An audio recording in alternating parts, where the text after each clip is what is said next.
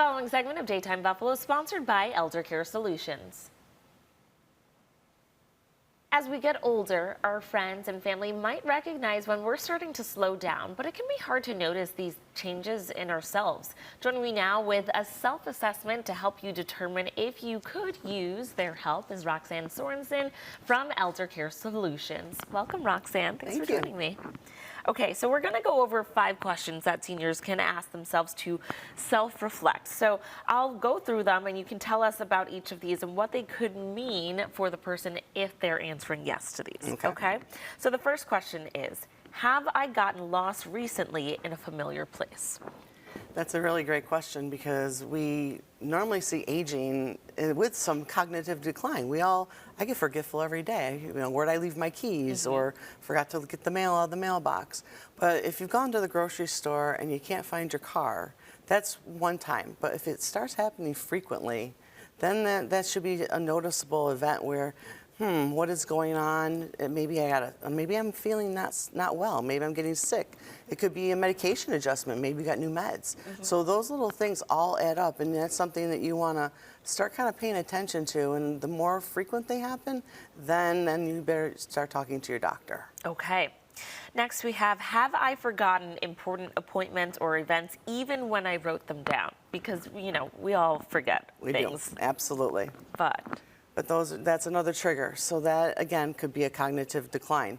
Medication management could be maybe you forgot your meds, and that could be just as simple as that. But I would say that getting a neuro evaluation is good for everybody. Seeing a neurologist, anybody, get a baseline, because then you know, okay, at this age, I scored on the dementia scale, I guess you want to call it, a 20 out of 20. That's perfect. Well, but if I'm a 5 out of 20, well, then we're in dangerous territory there. Yeah. So getting a little feedback from your primary and then maybe a neuro is never a bad thing. Okay. Next up we have, do I have trouble following conversations, instructions, or multi-step tasks that used to be easy?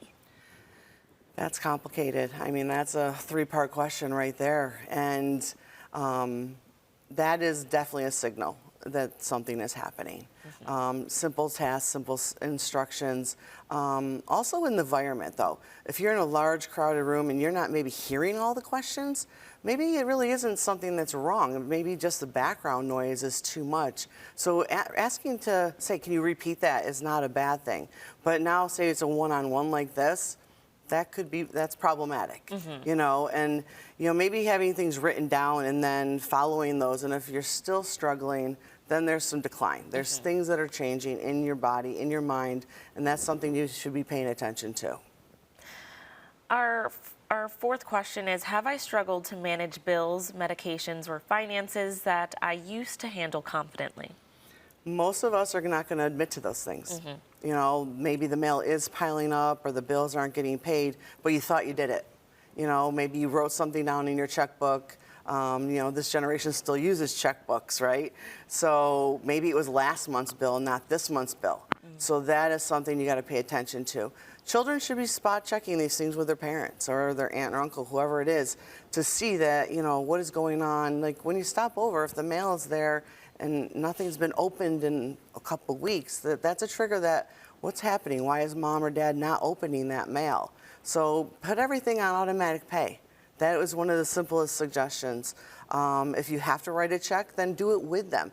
Keep them engaged. You don't have to take anything away, or maybe they don't want to do it anymore. Right. I mean, it's simple as that. Maybe I'm just getting older and I just don't want to be bothered. It may not have any type of decline. It just might be, I'm done. Yeah. You know, I'm tired of doing these things. Yes. Which is normal. Like but we won't ask for help. Most of us are too independent and won't say, hey, I don't want to do my laundry anymore, or hey, the housework's getting too much, because that's our role. Right. You know, we all have roles in life, and if that was something that was a valuable part of what you did, then to admit you don't want to do it anymore is really difficult. I mean, it's more empowering to say, hey, I don't want to do this. Yes. But we won't do that. Right. Well, we can now. We can, absolutely. Being told that it's okay. We should be. So the last question to ask yourself is, have I withdrawn socially because thinking, speaking, or keeping up feels harder than before? It's a good one, because we do become socially isolated. Those 4 walls at home start to get smaller and smaller, or our group starts to shrink. you know, our loved ones, our friends, they start to they get deceased. And, you know, that group that used to go out with every month for lunch now became 4 to 2. And that really is an eye-opening experience. Like, your mortality becomes more clear as your friends or your family are no longer with us.